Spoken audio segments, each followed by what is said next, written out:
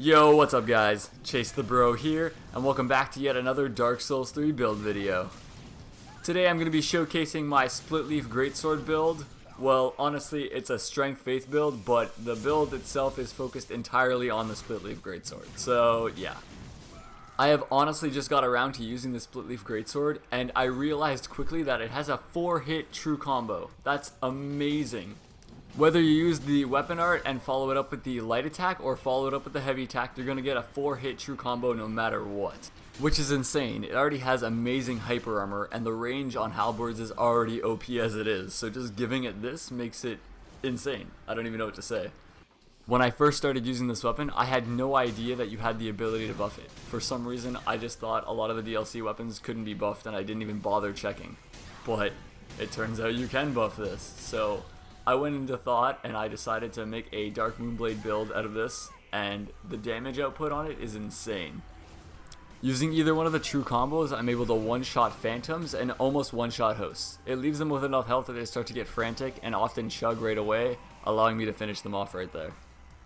Another thing that makes this weapon so overpowered is its weapon art. That helicopter charge that you see me doing to initiate the beginning of the combo, you can hold that as long as you wish, and the longer you hold it, the more damage the weapon's going to do when it lands the attack.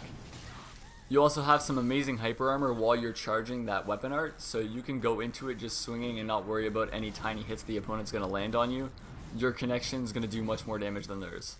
Just make sure to keep an eye on your stamina, because charging the weapon art and holding it there does use up a lot of stamina, so I always opt for using the combo. It uses much less stamina, and it does a pretty decent amount of damage. I mean, it almost one-shots all phantoms, so that's pretty great.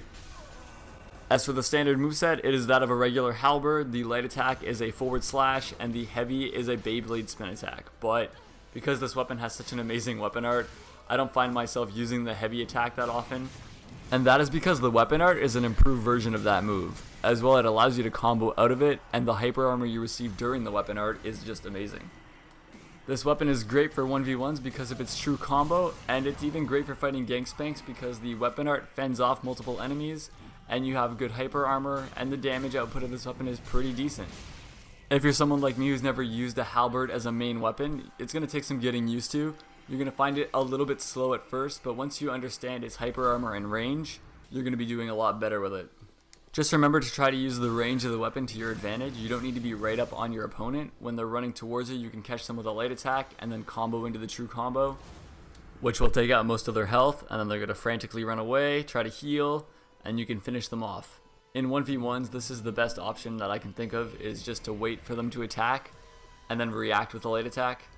That's what I usually do. I try to outspace them, and it usually works, guys, because this thing has such long range and it does such high damage. You have an advantage over a lot of other weapons. I'm sure you're wondering what the actual build looks like, so I'm going to take you on over to my weapon layout and my stats. This build is a soul level 130 build. I couldn't make it work that well with 120. I was too squishy, so I thought I'd opt for the 10 extra levels. It's not a huge deal. It's still within the meta, so I think it works out well. And as for the most important stat layout, you're going to notice that my faith is at 60. If you've seen any of my other videos, you know that's because that's the hard cap for the spell buff. And the spell buff is the amount of damage that you add to your weapon when you're buffing it with Dark Moonblade. You're also going to need 16 dexterity because that is the requirement for the Splitleaf Greatsword. Sadly, I didn't like that I had to waste points in dex like that. And other than that, I just hit the soft cap for strength, and it gave me a regular AR of 546, which isn't bad at all when you take into account that you're going to get 240 extra damage from the Dark Moonblade buff. But other than that, you need one attunement slot, so you need your attunement to be at least at 10, which isn't a big deal at all. And the rest of my stat points I just evenly distributed between endurance and vigor. This weapon does consume a lot of stamina, so in an ideal world I would have had more endurance and a better health pool. That would have been great as well, but I needed to make some sacrifices in order to do the damage that I was doing, and I made it work. As well, I'd like to mention that the starting class that I used for this build was the Warrior. It had all the weapons and equipment that I needed for this build, as well it has a high starting strength level, so it worked out pretty well. Moving on to my weapons, guys, I'm using the Splitleaf Greatsword as you know, but I have it infused with a heavy gem because it gives it an S-class scaling and strength. And even though it has a requirement of 16 dexterity, when you infuse it with the heavy gem, it doesn't scale at all off the dexterity. which is not a huge deal because you don't get much scaling bonuses at that level anyway. I also keep a simple infused Casis on me because this weapon does consume a pretty decent amount of mana when you're using the weapon art, and I like it to slowly rebuild as I'm fighting. It works out best for me that way. I am using the Yorshka's Chime because it has the highest spell buff. Just look at that, 247. That's pretty much what you're applying to your weapon when you use the Dark Moonblade. As for the armor I'm wearing whatever keeps me under 70%. But I honestly love the way the Ring Knight set looks, so I always try to have that on all my builds lately, and it has a pretty decent amount of damage absorption. I'm using the Magic Clutch Ring because it actually adds a pretty decent amount of damage.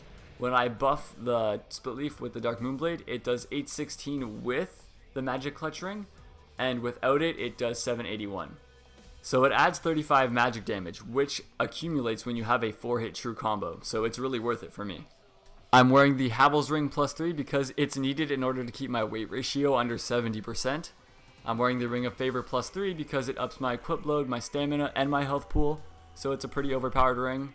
And I'm wearing the Cloyanthy Ring +3 because the Splitleaf does consume a lot of stamina, especially when you're using the weapon art as much as I do, and you want it to recover as fast as it possibly can.